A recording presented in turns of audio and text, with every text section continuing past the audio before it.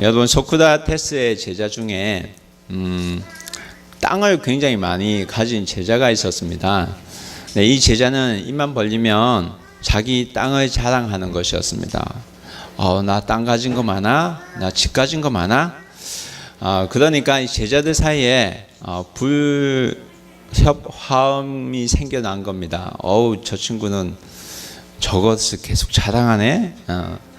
질투가 생겨나고 시기가 생겨나고, 그것을 보던 소크라테스가 어느 날 그 제자를 불러서 그리스의 아테네 지도를 앞에 놓고 그 제자에게 자네가 땅이 많다고 하는데 자네 땅이 어디 있는지 찾아서 내게 좀 보여주게나, 이런 말을 했습니다. 그랬더니 제자가 지도를 보면서 열심히 찾았는데 끝내 그 땅이 어딘지 찾지 못했습니다. 그때 소크라테스는 그대는 지도에 나와 있지도 않는 땅을 가지고 뭘 그렇게 자랑하는가 라고 핀잔을 주었다는 그런 일화가 있습니다.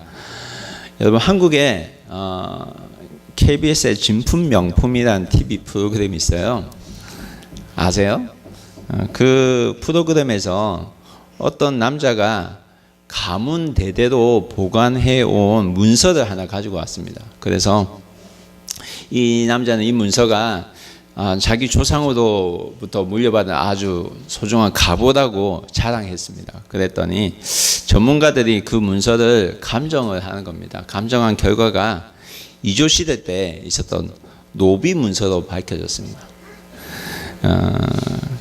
자기 집안의 자랑거리라고 알고 있었는데 그것은 자랑거리가 아니라 오히려 수치거리였습니다. 근데 오늘 말씀에 나오는 그 바리새인의 모습이 바로 이런 모습이 아닌가 하는 생각이 듭니다.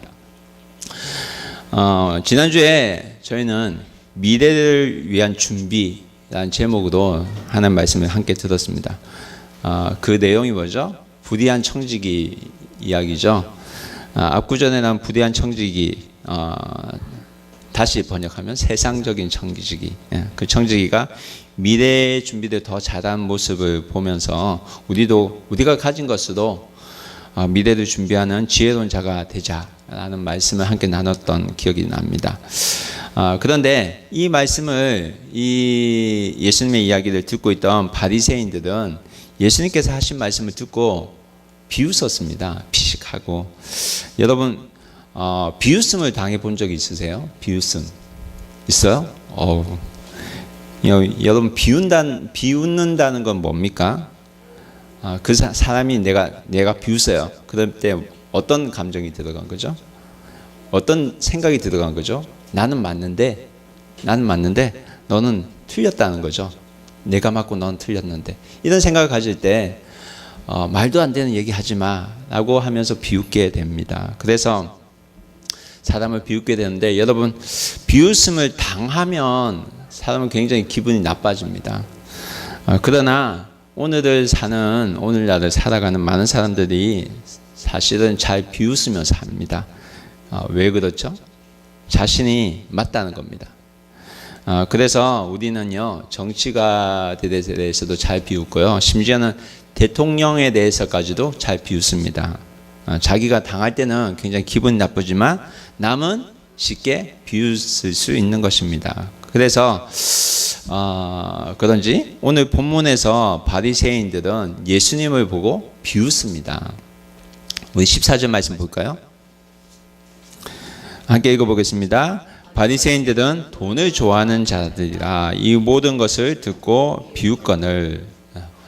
여러분, 바리새인들이 예수님의 이야기를 듣고 비웃었습니다. 여러분, 눈앞에 있는 예수님은 나이가 어느 정도 됐을까요? 30대죠. 막 30이 넘은 청년이었습니다. 우리 가운데 30대 있나요? 30대 있죠. 나이 많으신 분들이 보기에 30대는 굉장히 젊어 보일 겁니다. 그래서 굉장히 어린 것이 뭘 알겠냐, 이런 생각을 충분히 가질 수 있습니다. 그리고 예수님의 출신지가 어디죠? 나사렛이죠. 유명한 곳이 아니에요. 굉장히 촌동네였습니다. 그래서 부유하지도 않고 가난한 집안에서 태어나고, 그리고 또 목수로 일했던 자였기 때문에 그들 눈에는 굉장히 마음에 들지 않았을 겁니다. 마음에 들지 않았을 뿐 아니라 또 예수님 말하는 것도 마음에 들지 않았죠. 그렇기 때문에 성경은 뭐라고 하냐면 이 모든 것을 듣고라고 말하고 있습니다. 이 모든 것을 듣고. 그래서 예수님의 가르침을 듣고 그들이 비웃은 겁니다. 그런데 여러분, 예수님께서 말씀하신 그 가르침은 어떤 것이었을까요? 성경을 보면 넓게는 15장부터 나오는 그런 가르침입니다. 좁게 보면 16장에 지난주에 있었던 설교 말씀이죠. 그래서 15장에 뭐가 나오냐면 어떤 얘기가 나오죠? 잃어버린 양 비유, 100마리 중에 잃어버린 양 한 마리가 있는데 너희 어떻게 할 거냐, 그 비유죠. 그리고 10드라크마 비유, 그리고 탕자의 비유, 다 잃은 양에 대한 비유입니다. 그런 비유를 시작해서 지난주에 말씀드렸던 세상의 청지기 비유, 불의한 청지기 비유를 모두 포함하는 겁니다. 여러분, 지난주 설교 말씀 기억하시죠? 미래를 준비해라. 어떤 얘기했죠? 예수님께서 제자들 향해서 말씀하셨죠. 예수님께서 어떤 말씀하셨죠? 재물을 어떻게 사용할 것인지에 대해서 말씀하셨습니다. 그래서 좀 더 자세히 말하면 예수님께서 불의한 재물로 이웃을 사귀어서 자신이 어려울 때 해고 위기를 당한 그 청지기가 주인의 돈으로 다시 지혜롭게 그 돈을 사용해서 친구를 만들죠. 그래서 자신이 미래에 해고되었을 때 그 삶을 준비했던 것처럼 너희도 너희가 가진 돈으로 주님 위해서 사용해서 하늘나라에 들어가기 위해서 너희들 상급을 준비해라. 그런 말씀을 함께 나눴던 기억이 있습니다. 그래서 여러분의 달란트, 여러분의 가진 것, 그것을 영원한 하나님 나라 위해서 여러분 준비하고 살아갑시다 하는 말씀을 함께 나눴습니다. 그래서 예수님께서 결론적으로 하신 말씀이 뭐냐면 13절 말씀이죠. 다 같이 읽어보겠습니다. 집 하인이 두 주인을 섬길 수 없나니 혹 이를 미워하고 저를 사랑하거나 혹 이를 중히 여기고 저를 경히 여길 것입니다. 너희는 하나님과 재물을 겸하여 섬길 수 없느니라. 그런데 여러분, 이 이야기를 들은 바리새인들이 그 가르침을 듣고 비웃고 있는 것입니다. 왜냐하면 그들은 돈을 좋아하는 사람들이었기 때문입니다. 그래서 그들은 굉장히 돈을 좋아했던 것 같아요. 그래서 바리새인들은 왜 돈을 좋아했을까요? 돈은 하나님부터 오는 축복이었다고 생각하고 있었기 때문입니다. 돈이 없는 것은 저주라고 여겼습니다. 여러분, 여기서 사실 우리가 알아야 될 것은 돈을 좋아하는 것 자체를 성경은 무조건 나쁘다고 말하는 것이 아닙니다. 선하고 좋은 일을 하기 위해서 우리가 돈을 좋아하고 그것을 사용한다면 나쁠 것은 없습니다. 열심히 일해서 또 벌어서 하나님을 위해서 또 이웃을 돕는 일에 아낌없이 쓸 줄 안다면 뭐라고 탓할 일이 아닙니다. 그런데 바리새인들은 돈을 좋아하고 살았습니다. 돈이 많은 것을 좋아했고 또 실질적으로 필요하다고 여기며 살았던 것입니다. 그들은 예수님의 가르침을 듣고 아마 이렇게 생각했을 것입니다. 저 젊은 친구가 말하는 게 뭘 몰라서 그래. 너무 오래 안 살아봐서 그래. 돈이 얼마나 중요한지 넌 어려서 몰라. 그런 마음을 가진 자들 향해서 예수님께서 뭐라고 하십니까? 15절 말씀 함께 보겠습니다. 예수께서 이르시되 너희는 사람 앞에서 스스로 옳다 하는 자들이나 너희 마음을 하나님께서 아시나니 사람 중에 높임을 받는 그것은 하나님 앞에 미움을 받는 것이니라. 여러분, 예수님께서 바리새인들을 향해서 책망하시고 계십니다. 그 책망하신 내용이 무엇입니까? 그들은 사람 앞에서 스스로 옳다 하고 사람 중에 높임을 받고 있다고 말씀합니다. 여러분, 바리새인들은 사람 앞에서 스스로 옳다고 여기는 사람들이었습니다. 나는 오다. 그래서 예수님의 가르침은 필요 없다고 생각했던 사람들이었습니다. 여러분, 바리새인들은 구약 율법을 철저하게 지키려고 했던 사람들입니다. 그리고 지켰던 사람들입니다. 예수님께서 전한 말씀에 대해서는 그렇지만 자신에게는 전혀 해당 사항이 없다고 생각했던 사람들입니다. 여러분, 사람 앞에서 스스로 옳다는 표현은 사람들 앞에서 자신이 의롭다는 표현과도 같은 것입니다. 내 의를 알아주기 원한다는 것입니다. 그런데 그런 그들에게 예수님께서 하신 말씀이 뭐냐면, 사람 중에 높임을 받는 그것은 하나님 앞에 미움을 받는 것이니이다 라고 말씀합니다. 여러분, 바리새인들은 하나님과의 관계에서 자신을 보았던 사람들이 아닙니다. 늘 자신이 사람들 앞에 신경 쓰고 살았기 때문에 사람들과 관계 속에서 자신을 보고 살았던 사람들입니다. 이 말은 뭐냐면, 여러분, 바리새인들도 하나님 대해서 알았거든요. 하나님을 알아도 내가 하나님 앞에 바르게 살지 않으면 하나님을 안다고 해도 나도 바리새인처럼 살 수 있다는 말씀입니다. 그래서 스스로 높임을 받고자 하는 모습이 하나님 보시기에는 미움을 받게 되는 그런 모습이라는 것입니다. 여러분, 우리는 하나님 믿는 사람들입니다. 여기 계신 분도 하나님 믿는 사람들입니다. 그렇지만 하나님 믿지만 우리는 사람들과의 관계 속에서 살아갑니다. 이 말은 뭐냐면요, 사람들 앞에 우리가 믿는 척 연기를 잘하면 아주 신앙을 열심히 사람처럼 보여질 수도 있다는 말입니다. 여러분, 일본어 가운데 혼내와 다떼마에란 말이 있어요. 아시죠? 다떼마에란 말이 뭐죠? 남 앞에서 보여지는 모습을 말하죠. 남 앞에 드러나는 모습. 그리고 혼내는 남에게 보여지지 않는 진짜 속마음에 대해서 말합니다. 그래서 겉으로는 아무리 상냥하게 해도, 말을 곱게 하더라도 혼내 진짜 마음에는 다른 마음을 가질 수가 있다는 말이죠. 근데 이 말이 있다는 것은 뭡니까? 이 말이 존재한다는 것은 뭘 말해요? 사람은 그렇게 살 수 있다는 말이에요. 여러분, 일본 말에 이런 말이 있다는 것은 일본 사람들도 이렇게 살고 있다는 말일까요? 그렇죠. 그렇게 살 수 있다는 말입니다. 여러분, 그렇지만 이 말은요, 이것은 사람에게만 통할 수 있는 것이지 사실 하나님 앞에서 전혀 통용될 수가 없다는 말이라는 것을 우리는 알아야 됩니다. 하나님은 마음을 보시기 때문입니다. 따라해 볼까요? 하나님은 내 마음을 보십니다. 하나님은 우리의 생각과 우리의 욕심, 그리고 우리의 감정적인 작은 부분까지도 다 보고 계십니다. 그래서 예수님은 바리새인들의 마음에 무엇이 있는지 다 알고 계셨습니다. 그래서 말씀하시죠. 16절 말씀 함께 읽어보겠습니다. 율법과 선지자는 요한의 때까지요, 그 후부터는 하나님 나라의 복음이 전파되어 사람마다 그리로 침입하느니라.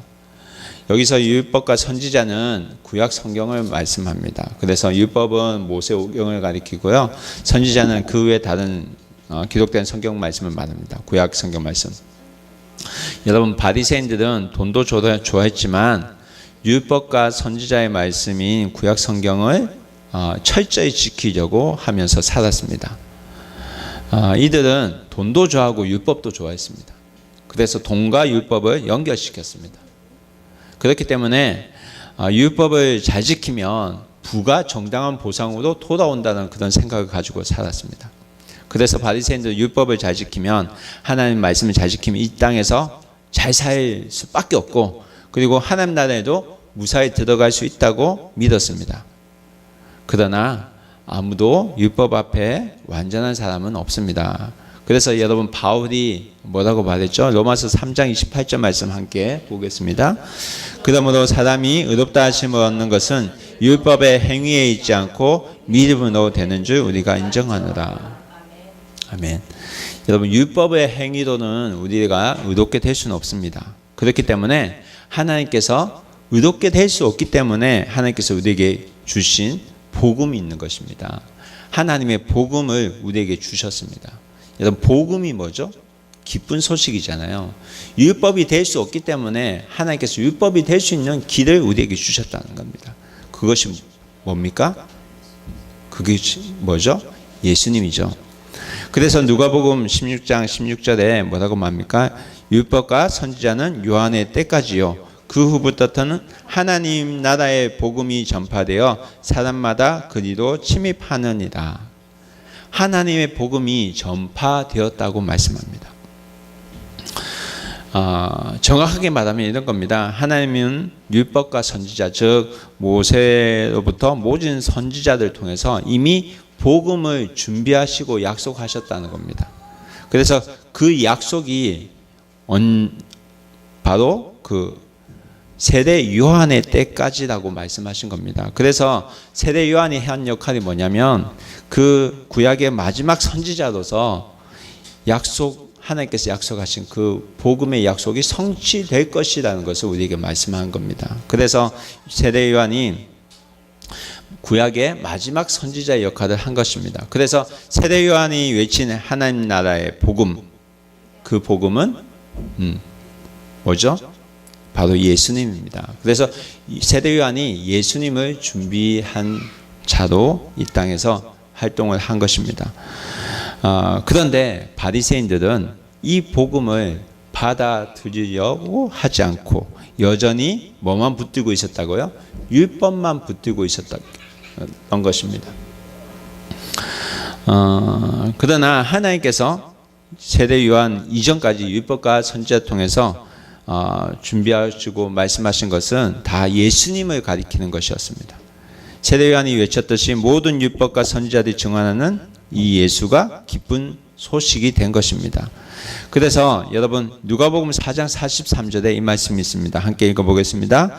예수께서 이르시되 내가 다른 동네들에게도 하나님의 나라의 복음을 전하여야 하리니 나는 이 일을 위하여 보내심을 받았노라 하시고, 여러분 하나님 나라의 복음이 누구를 통해서 전파된다고 합니까? 예수님이죠. 예수님을 통해서 직접 전파되고 있는 것입니다. 예수님 자신께서 직접 하나님 나라의 복음의 실제가 되셔서 이 땅에 오신 것입니다. 그러면 이런 질문이 생깁니다. 율법은 요한의 때로 완전히 끝이 난 것일까요? 실무가 없게 된 것일까요?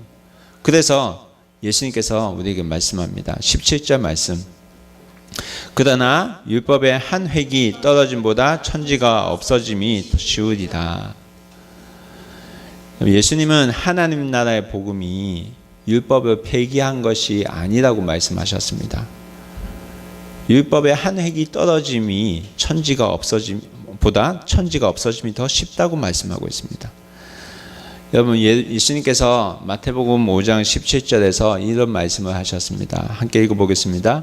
내가 율법이나 선지자를 폐하러 온 줄로 생각하지 말라. 폐하러 온 것이 아니요 완전하게 하려 함이니라. 예수님은 율법이나 선지자를 폐하러 오신 분이 아닙니다. 율법을 오히려 완전하게 하기 위해서 오신 분입니다.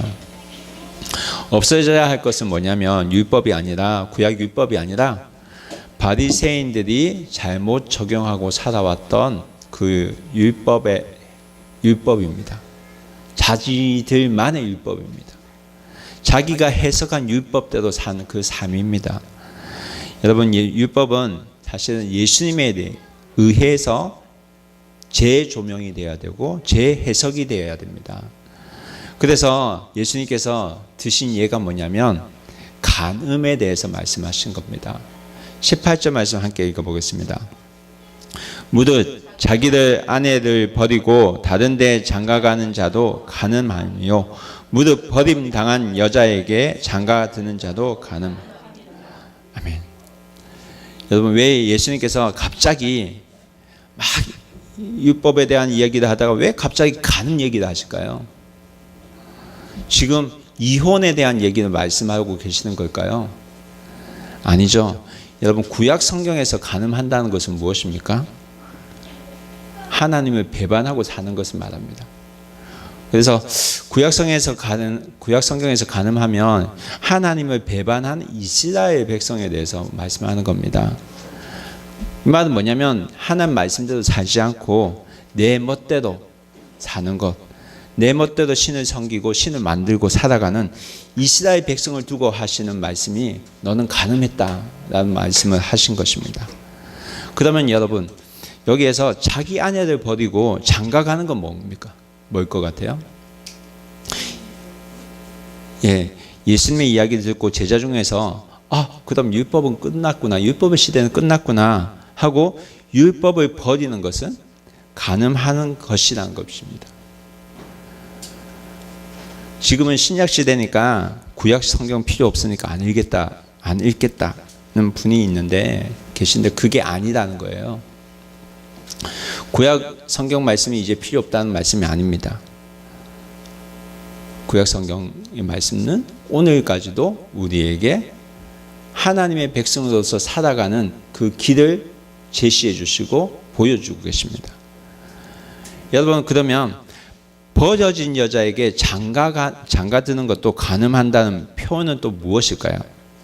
그것은 이 말씀은 율법을 버리는 것도 가늠하는 거지만 율법이 아직 살아있다고 다시 율법주의 삶으로 다시 돌아가는 것도 잘못되었다는 겁니다.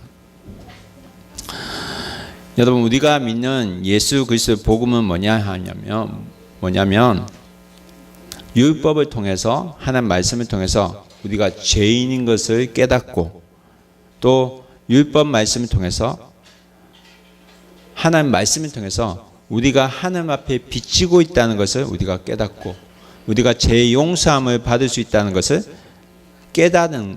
깨달아가는 것입니다. 그것이 예수 그리스도가 우리에게 알려주신 복음입니다. 그렇다고 해서 율법만 중요하다고 율법의 말씀만 붙들고 사는 것도 잘못되었다는 것입니다. 중요한 것은 예수님이 있어야 된다는 겁니다. 바리새인의 문제는 뭐냐면 구약 성경을 통해서 하나님 말씀을 통해서 누구를 발견하지 못했냐면 예수님을 발견하지 못한 것입니다. 예수님을 찾지 못했다는 것입니다. 이 말은요, 말씀을 읽을 때 자기 중심의 생각으로 읽었다는 겁니다. 그래서 자기 중심으로 말씀을 적용하고 살아갔다는 것입니다. 그래서 예수님께서 여기서 간음에 대해서 굳이 말씀하신 이유가 뭐냐면 바리새인들이 말씀을 그렇게 적용하고 살았다는 겁니다. 자기에게 유익하게. 당시에 랍비들은요, 결혼에 대한 모세율법을 인용해서 남자 중심으로 적용하고 살았습니다. 그래서 신명기 말씀 중에 이런 말씀이 있습니다. 신명기 24장 1절 말씀 읽어볼게요. 아내에게 수치스러운 일이 있음을 발견하고 사람이 아내를 맞이하여 데려온 후에 그에게 수치되는 일이 있음을 발견하고 그를 기뻐하지 아니하면 이혼 증서를 써서 그의 손을 주고 그를 자기 집에서 내보낼 것이요. 신명기의 이 말씀을 가지고 이들은 어떻게 적용했냐면 아내에게 수치스러운 일이 발견되면 이혼할 수 있다는 것으로 그들 나름대로 적용하고 살았습니다. 그래서 여러분, 요셉이요, 자기 마리아가 임신함을 알고 거리를 멀리 두려고 했잖아요. 근데 본래 법은 무엇이냐면 간음한 경우가 아닌 이상 남편과 아내는 하나님께서 짝지어주신 짝이기 때문에 이혼할 수 없다는 것입니다. 그뿐만 아니라 간음이 아닌 다른 이유로 이혼한 사람과 재혼하는 그 사람도 하나님 앞에 죄를 범한 것이라고 성경 우리에게 말씀하고 있습니다. 예수님께서 말씀하시는 건 뭐냐면 우리가 하나님의 말씀대로 산다고 한다면 율법이 명하는 그 핵심이 무엇인지 너희가 제대로 알고 살고 있냐고 말씀하시는 것입니다. 여러분, 예수님께서 우리에게 말씀하신 신앙에 있어서 아주 중요한 것 기억나시나요? 마태복음 22장 37절에서 38절까지 말씀 읽어보겠습니다. 예수께서 이르시되 내 마음을 다하고 목숨을 다하고 뜻을 다하여 주 너의 하나님을 사랑하라 하셨으니 이것이 크고 첫째 되는 계명이요. 예수님께서 아주 요약적으로 우리에게 말씀하신 계명입니다. 뭡니까? 하나님을 사랑하되 내 마음을 다하고 내 목숨을 다하고 내 뜻을 다하여 누구를 사랑하라? 주 너의 하나님을 사랑하라. 따라해 볼까요?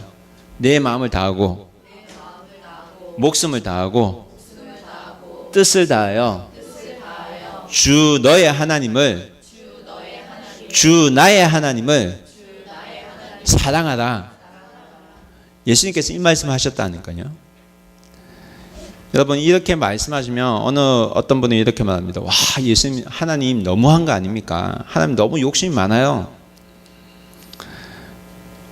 어떻게 마음을 다하고 목숨을 다하고 뜻을 다해서 하나님을 사랑하라고 하십니까? 그러면 나는 뭐가 남습니까?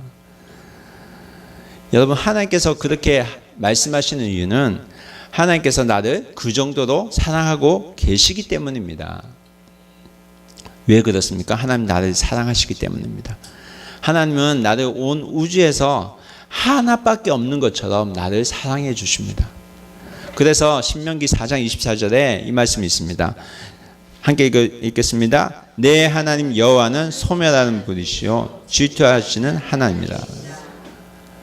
하나님은 나를 너무너무 사랑하기 때문에 질투하시는 분이라고 성경 말씀합니다. 나를 너무너무 사랑하기 때문에 나를 그냥 내둘 수가 없어서 율법에 의해서 멸망으로 길로 가는 나를 그냥 둘 수가 없어서 하나님께서 뭐를 준비하셨죠? 예수님을 준비하셔서 우리에게 보내주셨다는 겁니다. 그것이 복음이고 그 분이 복음으로 오신 분이 바로 예수 그리스도라는 사실입니다. 하나님은 이 말씀으로 끝내지 않으셨죠. 그리고 둘째도 그와 같으니 내 이웃을 내 자신과 같이 사랑하라고 말씀하셨습니다. 마태복음 22장 39절에서 40절까지 말씀 함께 읽겠습니다.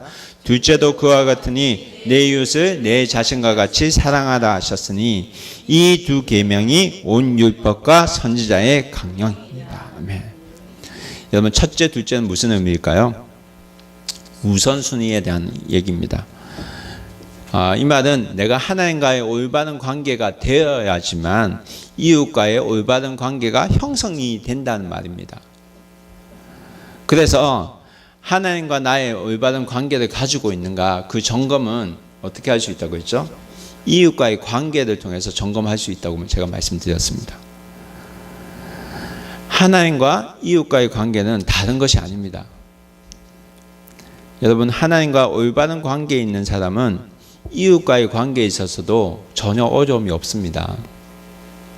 그래서 여러분 묶여있는 관계는 예수님 안에서 우리가 풀어가야 됩니다.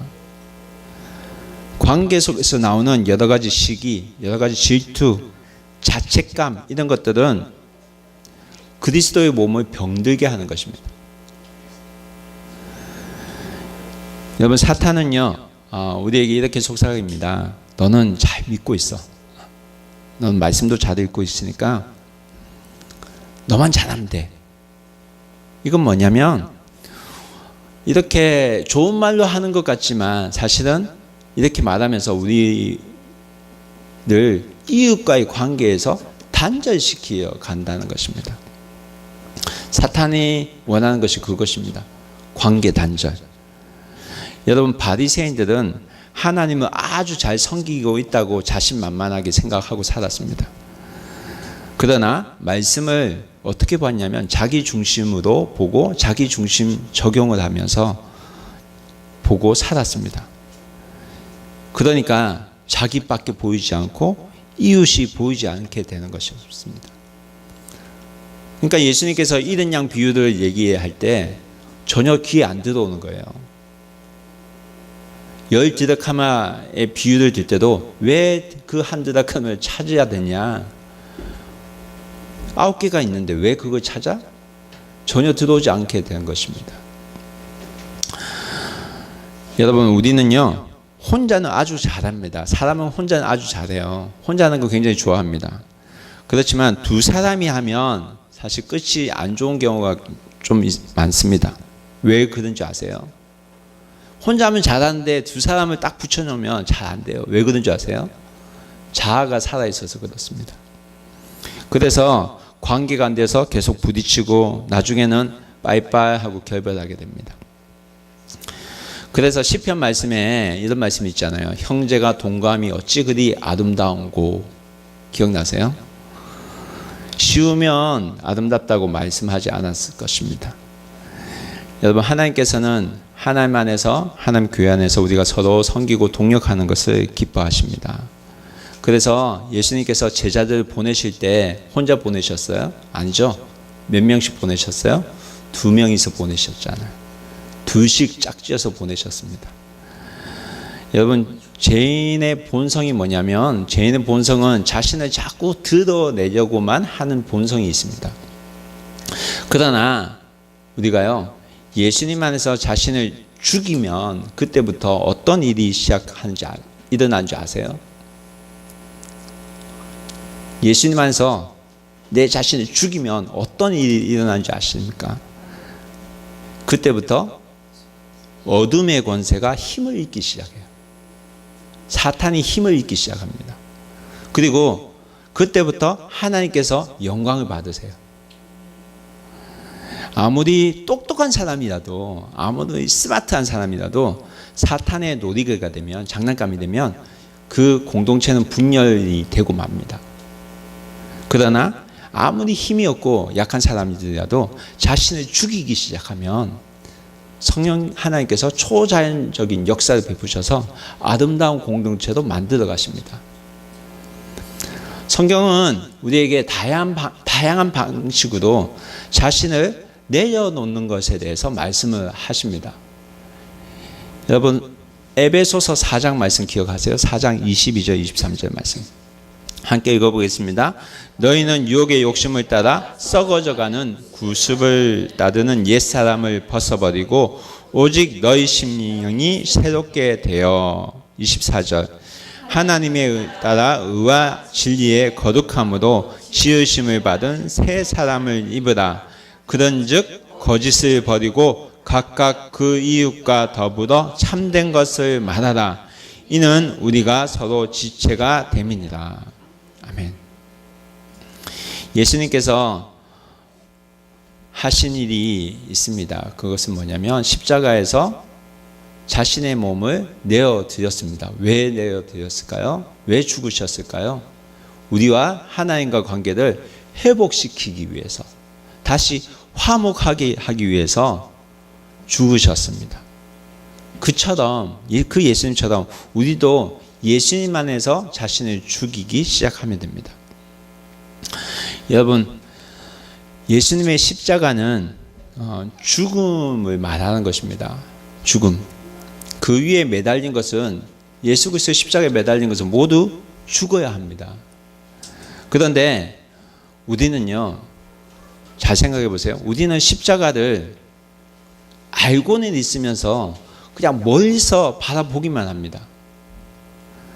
그래서 십자가를 생각할 때 십자가는 내 것이 아니라 누구의 것? 예수님의 것으로만 생각한다는 겁니다. 예수님이 달려 죽은 십자가만을 생각합니다. 그런데 사실 이것은 말도 안 되는 소리입니다. 예수님께서 왜 죽으셨냐면 십자가에서 저와 여러분을 위해서, 여러분의 병든 자아를 위해서 죽으신 것입니다. 그래서 여러분, 우리도 예수님과 함께 옛자아가 죽어야 됩니다. 갈라디아서 2장 20절 말씀 함께 읽어보겠습니다. 함께 읽어볼게요. 내가 그리스도와 함께 십자가에 못 박혔나니 그런즉 이제는 내가 사는 것이 아니요 오직 내 안에 그리스도께서 사시는 것이라. 이제 내가 육체 가운데 사는 것은 나를 사랑하사 나를 위하여 자기 자신을 버리신 하나님의 아들을 믿음 안에서 사는 것이다. 아멘. 여러분, 예수님의 십자가는 예수님만 못 박히신 것이 아닙니다. 누가 못 박혀있죠? 나도 사실 같이 죽은 것입니다. 성경은 이것을 말하고 있어요. 나도 주님과 함께 죽었다는 말입니다. 여러분, 우리는 자기도적으로 살아가려고 하는 모습을, 그런 습관들을 가지고 있습니다. 그래서 자기가 대가를 치르고 자기가 대가를 치러야지만 어떤 자유함을 얻을 수 있다고 생각합니다. 그래서 열심히 말씀을 읽어야지만 내가 자유할 수 있다는 생각을 가지고 그렇게 노력하고 삽니다. 그것이 신앙 생활이라고 생각합니다. 믿음 생활 잘하는 것이라고 생각합니다. 그렇지만 성경은 그것을 얘기하지 않습니다. 성경은요, 너 자신을 죽여라. 먼저 십자가 앞에서 너 자신을 내려놔라. 십자가 앞에서 너 자신을 달아라. 여러분, 우리가 아무리 율법을 잘 지킨다 해도, 말씀을 잘 지키고 산다고 해도 우리가 십자가에 달리지 않는 이상 우리는 전혀 소용없습니다. 아무나 소용이 없습니다. 우리가 바로 알아야 될 것이 한 가지 있는데, 이것은 뭐냐면 교회 안에서 주인은 내가 아니라는 겁니다. 교회 안의 주인은 예수님입니다. 우리가 메인이 아닙니다. 메인은 율법도 아니고요. 메인은 바로 예수님입니다. 내 교만을 내리고 예수님을 따라 살아갈 수 있어야 됩니다. 그런데 이게 쉽지 않아요. 나를 죽이는 게 너무 쉽지 않아요. 어려워요. 그렇기 때문에 예수님께서 십자가를 우리에게 주신 겁니다. 여러분, 중요한 것은요, 내가 고백을 하면 됩니다. 주님, 내가 죽었습니다. 예수님께서 십자가에 달리실 때 저도 같이 죽었습니다 라고 고백할 그때에 내가 믿음 안에서 다시 살아갈 수가 있습니다.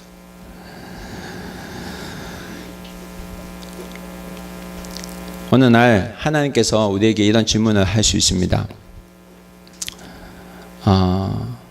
하나님의 영, 예수 그리스도의 영, 성령을 너희가 가지고 있는데 어떻게 너희들 옆에는 너희들 어려워하는 사람들이 계속 있냐고 질문하실 수가 있습니다. 여러분, 하나님께서는 내 마음을 아주 전부 잘 아시는 분이십니다.